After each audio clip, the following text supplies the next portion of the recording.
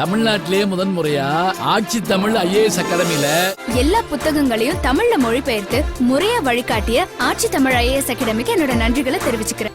UPSC, SSC இது போக வேற என்னெல்லாம் ஆப்பர்ச்சுனிட்டிஸ் இருக்கு அண்ட் கொஞ்சம் மோட்டிவேஷனல் இன்னைக்கு என்னெல்லாம் ப்ராக்டிக்கலா நம்மளால உணர முடியுமோ அதை பத்தி உங்களோட ஷேர் பண்ணிக்கலாம் அப்படின்ட்டு. இந்த அரசு பணி நல்ல கவனிங்க, இது அரசு பணி, சர்வீஸ். இது ஒரு வேலை அல்ல. இதை ஒரு சர்வீஸா நான் செய்யறேன், நல்லா தெரிஞ்சுக்கோங்க. ஏன்னா கவர்மெண்ட் வேலை வேணும் அப்படின்னு நினைக்கிறவங்களுக்கு நிறைய காரணம் இருக்கும். என்ன இருக்கலாம்? காசு துட்டானாலும் கவர்மெண்ட் துட்டா இருக்கணும்ன்ற எண்ணம் இருக்கலாம், ஜாப் செக்யூரிட்டி வேணுங்கிற எண்ணம் இருக்கலாம்.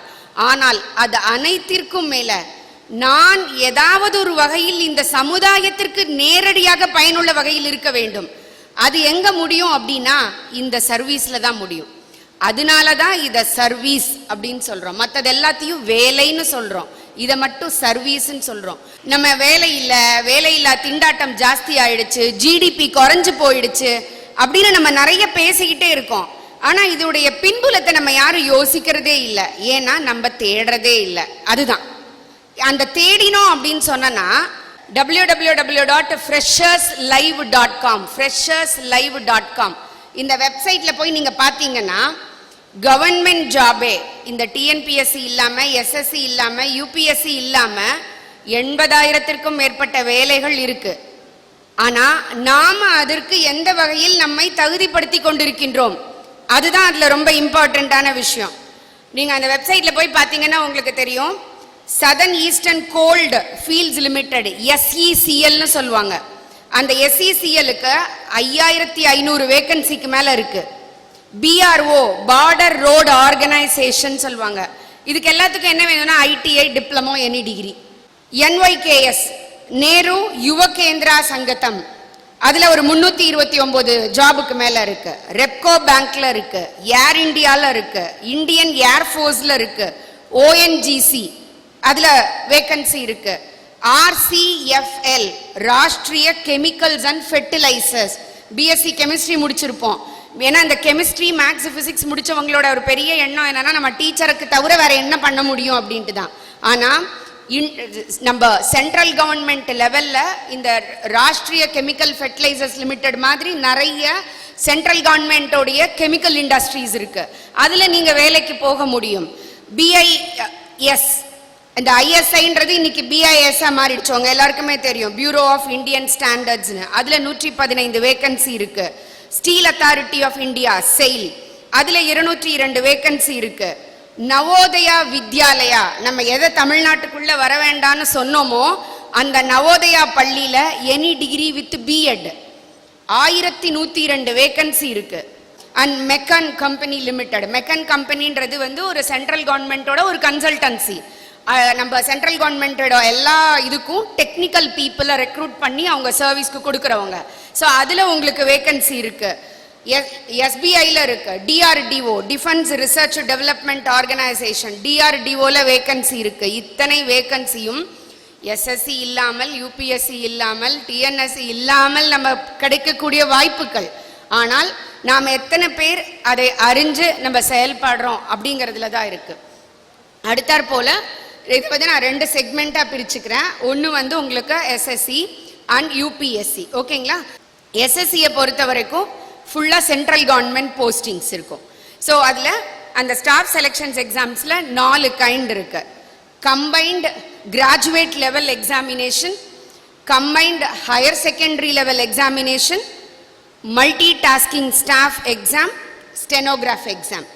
இதில் டிகிரி முடித்தவங்களுக்கு ஒரு லெவல், 12th முடித்தவங்களுக்கு ஒரு லெவல், 10th முடித்தவங்களுக்கு ஒரு லெவல், டைப்ரைட்டிங் ஸ்டெனோகிராஃபி படித்தவங்களுக்கு இன்னொரு லெவல், 4 லெவல் இருக்கு.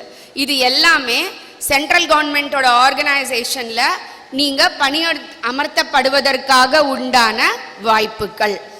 இதுல first one combined graduation level நீங்க எடுத்துக்கிட்டீங்கன்னா எனி டிகிரி. OCயை பொறுத்த வரைக்கும் 27 வயசு, BCயை பொறுத்த வரைக்கும் 18ல இருந்து 30 வயசு வரைக்கும், SC ST எல்லாருக்குமே அந்த வயசு தான். இந்த அனைத்து சென்ட்ரல் கவர்மெண்ட்டும் UPSCக்குள்ள பணியில அது அப்ளிகேஷன் ஃபார்ம் 100 200 பெண்களுக்கு கிடையாது. SC STக்கு அதுக்கப்புறம் வந்து பிசிக்கலி சேலஞ்சு பீப்புளுக்கு அந்த ஃபீஸ் வெய்வர் உங்களுக்கு கொடுக்குறாங்க.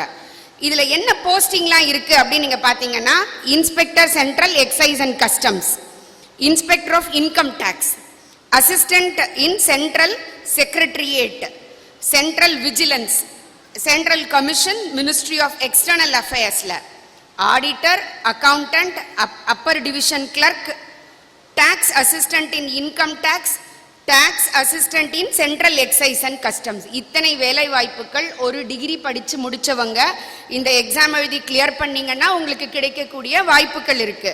இதுக்கு 3 லெவல் ஆஃப் எக்ஸாம்ஸ் நடத்துறாங்க எஸ்எஸ்சில இருந்து. ஃபர்ஸ்ட் ஸ்டேஜ் என்ன அப்படின்னா 1 hour exam, objective type questions தான் இருக்கும், 100 கொஸ்டின்ஸ் இருக்கும். Maths, English, GK, efficiency test, இந்த 4ம் 20-25 மார்க், மொத்தம் 100 மதிப்பெண்களுக்கு. இதுல ஒரு ஆன்சர் ரைட்டா பண்ணீங்கன்னா 2 மார்க், தப்பா பண்ணீங்கன்னா 0.25 உங்களுக்கு ரெடியூஸ் பண்ணுவாங்க. இது பாஸ் பண்ணாதான் செகண்ட் லெவல் ஆஃப் டெஸ்ட்டுக்கு நீங்க போக முடியும். செகண்ட் லெவல் ஆஃப் டெஸ்ட் என்ன, 2 பேப்பர் உண்டு, morning and afternoon. Objective type question 2 hours நடக்கும். ஃபர்ஸ்ட் 100 மார்க்ஸுக்கு வந்து உங்களுக்கு கொஸ்டின்ஸ் வந்து மேத்தமெட்டிக்ஸ்ல இருக்கும், செகண்ட் பேப்பர் இங்கிலீஷ்ல இருக்கும், எல்லாமே 2 மார்க். இதுக்கும் நெகட்டிவ் மார்க் உண்டு. இதுல கிளியர் பண்றவங்க தேர்ட் ஸ்டேஜ் போவீங்க, story, S A writing and letter writing. ஏன் நமக்கு இது வேணும்? பிகாஸ் சென்ட்ரல் கவர்மெண்ட் ஆஃபீஸில் நீங்கள் உட்காந்து லெட்டர் டிராஃப்ட் பண்ணணும், ரிப்போர்ட் ரெடி பண்ணணும். அப்போ இதுக்கு எல்லாத்துக்கும் உங்களுக்கு ஒரு ப்ரொஃபிஷியன்சி வேணும். அந்த ப்ரொஃபிஷியன்சிக்காக தான் இந்த எக்ஸாம், இந்த வகையான 3 லெவல் ஆஃப் எக்ஸாம்ஸ். இது போக ஒரு சில இதில் கம்ப்யூட்டர் ரிலேட்டடாக இருந்தது அப்படின்னு சொன்னால், கம்ப்யூட்டரில் உங்களுக்கு ஒரு 15 நிமிஷத்தில் 20 நிமிஷத்தில் எத்தனை வேர்டு டைப் பண்ண முடியும் அப்படிங்கிறத ஒரு குவாலிஃபையிங் ஒரு இதுவாக வச்சுருக்காங்க உங்களுக்கு. இது வந்து டிகிரி படித்தவங்களுக்கு. ஹையர் செகண்டரி லெவல் 12th முடிச்சிருக்கேன், இதுக்கு மேலே என்னால் படிக்க முடியல, combined higher secondary level examinations இருக்குது 12th முடிச்சவங்களுக்கு. இதுக்கு என்ன அப்படின்னு சொன்னால், டிஇஓ போஸ்ட்டுக்கு மட்டும் சயின்ஸ் குரூப் இருந்திருக்கணும், மற்ற எல்லாத்துக்கும் 12th வரைக்கும் எனி குரூப் நீங்கள் எடுத்திருந்திருக்கலாம். ஓசிஐ பொறுத்த வரைக்கும் 27 வயசு, மற்றவங்களுக்கெல்லாம் 30 வயசு, குறைந்தபட்ச வயது 18. அப்ளிகேஷன் ஃபார்ம் அதே 100 நான் உங்களுக்கு சொன்ன போல. இதுலேயும் 3 லெவல் எக்ஸாம் இருக்கு. என்னெல்லாம் போஸ்டிங் இருக்கு? Lower division clerk, postal assistant, data entry operator. இது எல்லாமே சென்ட்ரல் கவர்மெண்ட்ல மினிஸ்ட்ரி கீழே இருக்கிற ஆர்கனைசேஷன் அத்தனையிலையும் உங்கள் பணியமர்த்தப்படுவீர்கள். தமிழ்நாட்டில் மட்டும் இல்லை, இந்தியாவில் இருக்கிற எந்த இடத்துக்கு வேணா நீங்க போகிறதுக்குள்ள வாய்ப்புகள் இருக்கும். இந்த 3 லெவல் ஆஃப் எக்ஸாம்ல ஃபர்ஸ்ட் ஸ்டேஜ் நீங்க பாத்தீங்க அப்படின்னா மேக்ஸ், ஜிகே, இங்கிலீஷ் ப்ரொஃபிஷியன்சி அதே தான். செகண்ட் லெவல் அதை கிளியர் பண்ணி செகண்ட் லெவல் நீங்க வந்தீங்க அப்படின்னு சொன்னா story, S A writing, same letter writing 100 மார்க்குக்கு இங்கிலீஷ்க்கு. தேர்ட் ஸ்டேஜ் டைப் ரைட்டிங் உங்களுக்கு இருக்கும். கம்ப்யூட்டர் நாலேஜ் உங்களோட குவாலிஃபையிங் எக்ஸாம் கம்ப்யூட்டர் நாலேஜ் தான். தேர்ட் ஒன் 10th தான் படிச்சிருக்கேன், இதுக்கு மேல முடியல, மல்டி டாஸ்கிங் ஸ்டாஃப் அப்படின்னு சொல்லுவாங்க. இன்னைக்கு அந்த வேகன்சி பார்த்தீங்கன்னா 80,000க்கு மேலே இருக்கு. அதே நான் சொன்ன அந்த fresherslive.comல போய் பாருங்க, உங்களுக்கு இருக்கும். அந்த மல்டி டாஸ்கிங் ஸ்டாஃபுக்கே எவ்வளவு வேகன்சி இருக்குன்னு பாருங்க, உங்களுக்கு தெரியும். எலிஜிபிலிட்டி வந்து 10th ஆர் ஈக்குவலண்ட் தான். ஓசியை பொறுத்த வரைக்கும் 18 வயசு, மற்றவங்களுக்கெல்லாம் 25, எஸ்சி எஸ்டிக்கு 28 வயசு. இந்த டெஸ்ட் வந்து அப்ஜெக்டிவ் பேஸ்டு. இதை பொறுத்த வரைக்கும் குவாலிஃபையிங் எலிஜிபிலிட்டி டெஸ்ட் தான். மேக்ஸ், எஃபிஷியன்சி, ஜிகே, இங்கிலீஷ் மட்டும் 50 மார்க், மொத்தம் 150 மார்க். செகண்ட் லெவல் இதே essay, story telling, type letter writing, அவ்வளோதான். 50 மார்க்குக்கு உங்களுக்கு 30 நிமிஷத்துக்கு இந்த டெஸ்ட் நடக்கும். இதை முடிச்சிட்டோம் அப்படின்னு சொன்னால் உங்களுக்கு பணி ஆணை வழங்கப்படும். Stenographer exam. இந்த ஸ்டெனோகிராஃபர் எக்ஸாம்லாம் இன்றைக்கும் நம்ம இல்லைன்னு நினைக்கிறோம், ஆனால் கிடையவே கிடையாது. ஒரு ஹையர் லெவல் மீட்டிங் நடக்கும்போது எல்லாத்துக்கும் இந்த ஸ்டெனோகிராஃபியோட ஒர்க் இன்னும் நமக்கு தேவைப்படுது. அந்த எலிஜிபிலிட்டி பார்த்தீங்கன்னா 12th, minimum age 18, the same one 27, fees waiver as usual. 2 level of test இருக்கு, objective type questions தான். qualifying test GK 50 மார்க்ஸுக்கு, இங்கிலீஷ் 50 மார்க்ஸுக்கு, அது போக குவாலிஃபையிங் டெஸ்ட்னு சொல்லிட்டு இந்த எல்லாம் சேர்ந்த ப்ரொஃபிஷியன்சி டெஸ்ட், இது அத்தனையும் சேர்ந்து வைக்கிறாங்க. ஸோ இதில் நமக்கு என்ன தெரிஞ்சிருக்கணும், இங்கிலீஷ்லனா ஹிந்தியில் ஸ்டெனோகிராஃபி 40லேருந்து 60 நிமிஷத்துக்கு உங்களுடைய ப்ரொஃபிஷியன்சியை டெஸ்ட் பண்ணுவாங்க. இது எல்லாம் தான் ஸ்டாஃப் செலெக்ஷன் எக்ஸாம்லேருந்து நடத்தக்கூடியது. இதுக்கு உள்ள இதை பற்றின இன்னும் தகவல் வேணும் அப்படின்னு சொன்னால் www.ssc.nic.in nic.in SSC C for cat .nic.in இந்த வெப்சைட்ல போய் பார்த்தீங்க அப்படின்னு சொன்னா உங்களுக்கு இதற்குரிய தகவல்கள் இருக்கும்.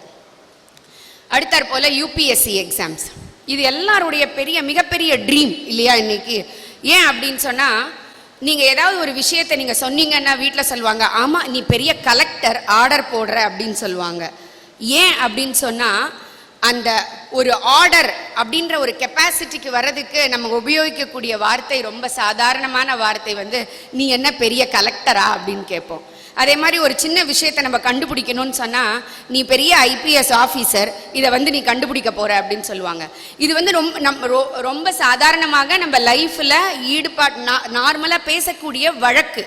ஆனால் அதற்கு பின்னால் இருக்கக்கூடிய அந்த இது பாருங்க, நம்ம மைண்ட்ல அப்படியே இன்கல்கேட் ஆயிருக்கு. நீ ஒரு ஆர்டர் போடுற லெவல்ல இருக்கணும்னா நீ ஒரு கலெக்டர் ஆகணும். ஒரு விஷயத்தை, ஒரு லா அண்ட் ஆர்டரை, ஒரு இதை ஐடென்டிஃபை பண்ணணும்னா நீ ஐபிஎஸ் ஆஃபீஸர் ஆகணும் அப்படின்னு சொல்லிட்டு. ஸோ அப்படி நம்மை அறியாமலேயே நம்முடைய மூளைக்குள் செலுத்தி வைக்கப்பட்ட விஷயம்தான் இந்த ஒரு அட்மினிஸ்ட்ரேட்டிவ் ரிலேட்டடாக உள்ள ஒரு கனவு. அந்த கனவை நீங்க அடையணும் அப்படின்னு சொன்னா யூபிஎஸ்சி எக்ஸாம்ஸ் எழுதணும். அரசு பள்ளி மாணவர்களுக்கு அதிகாரம், அதுவே ஆட்சி தமிழ் அகாடமியின் அதிநாதம். மேலும் தொடர்புக்கு ஆட்சி தமிழ் ஐஏஎஸ் அகாடமி எண் 142, 2வது தளம், GST ரோடு, குரோம்பேட்டை, வெற்றி தியேட்டர் எதிரில்.